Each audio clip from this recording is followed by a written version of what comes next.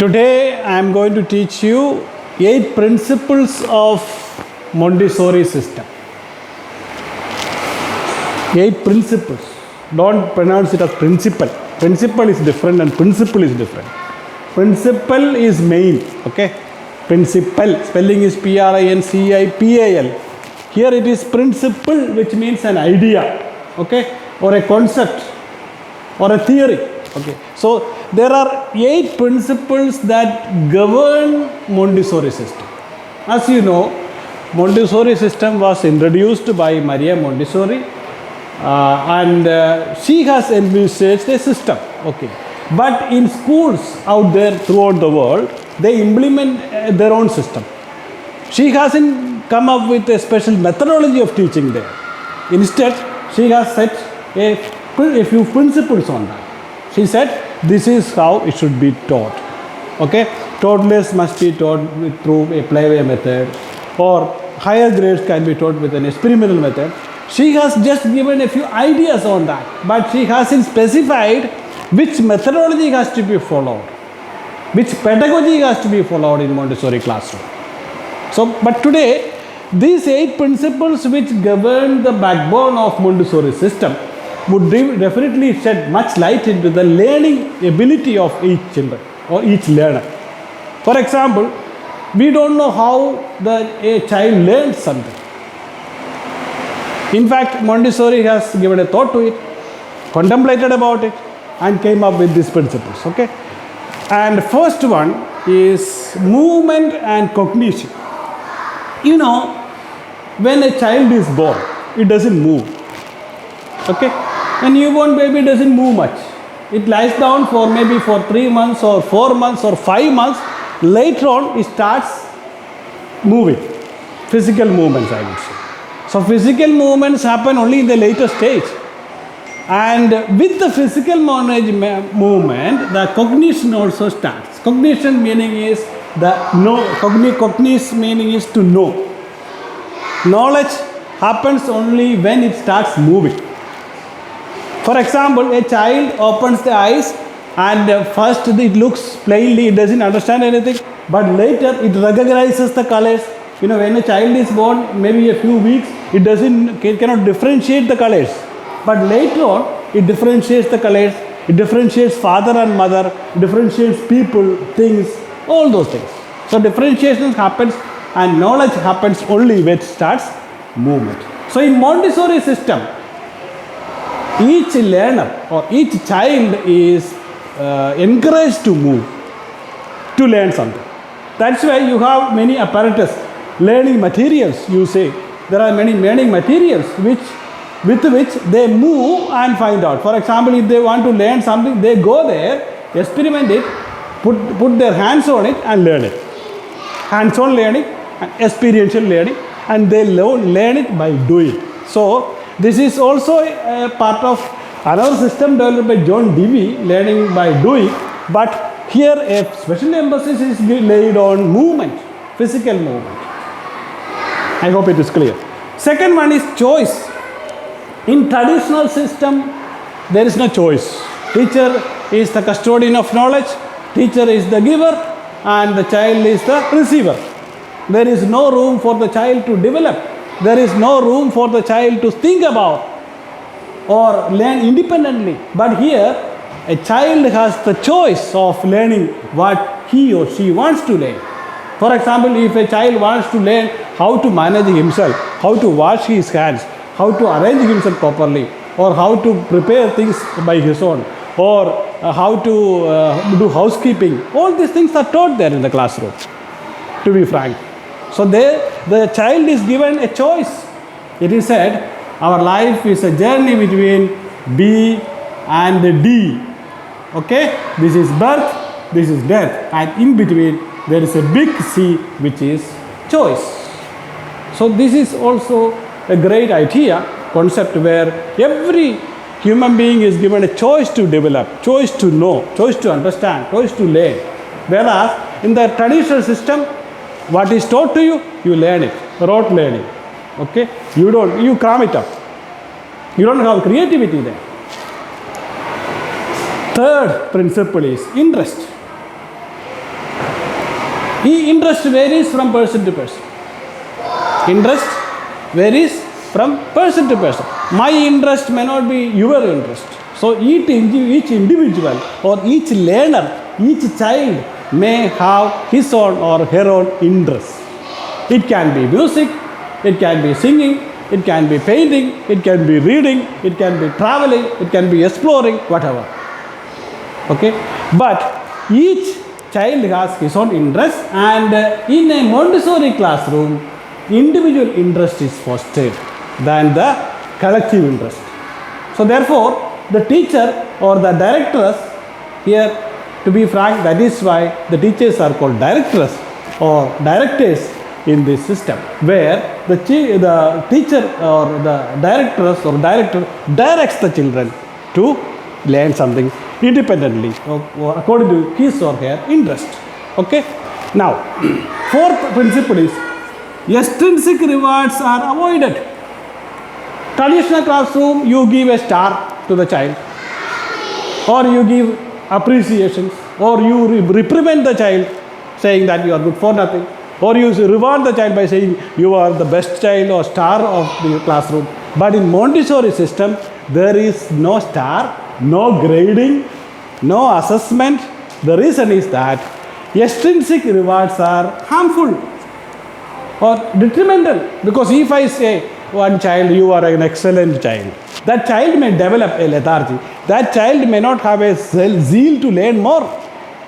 So you are killing the spirit of learning in that child.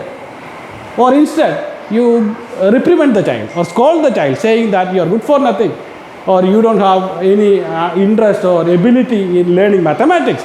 That child would develop a negative attitude, and that is really dangerous.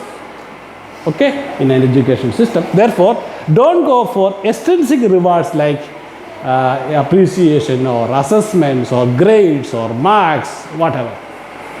Therefore, in Montessori system, you cannot find a list of marks. You cannot find a list of assessments that you have. Next, fifth one. This is very important. Very significant. Learning with and from peers. Peer learning is very important. In a traditional classroom, each one learns individually. Teacher teaches and you understand.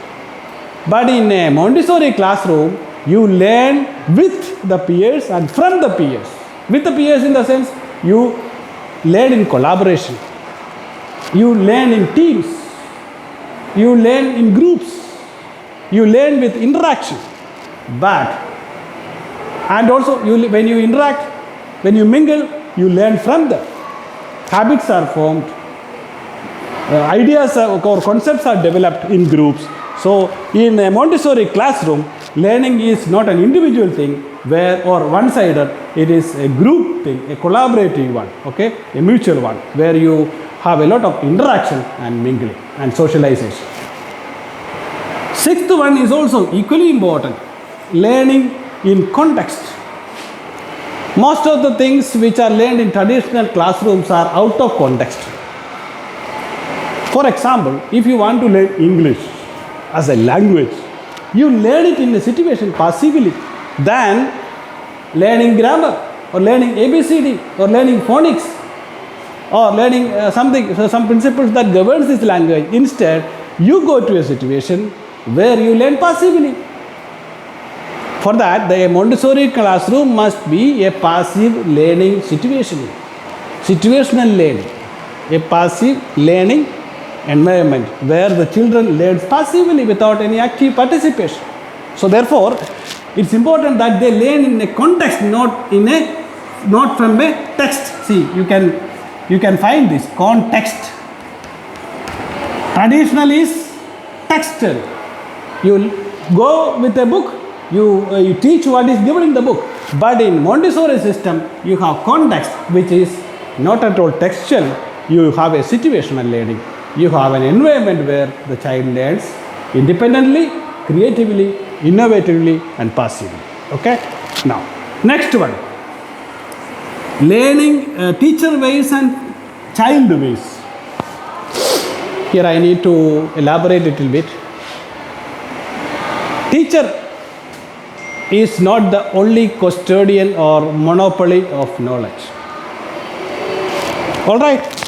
Each learner has the ability to learn something.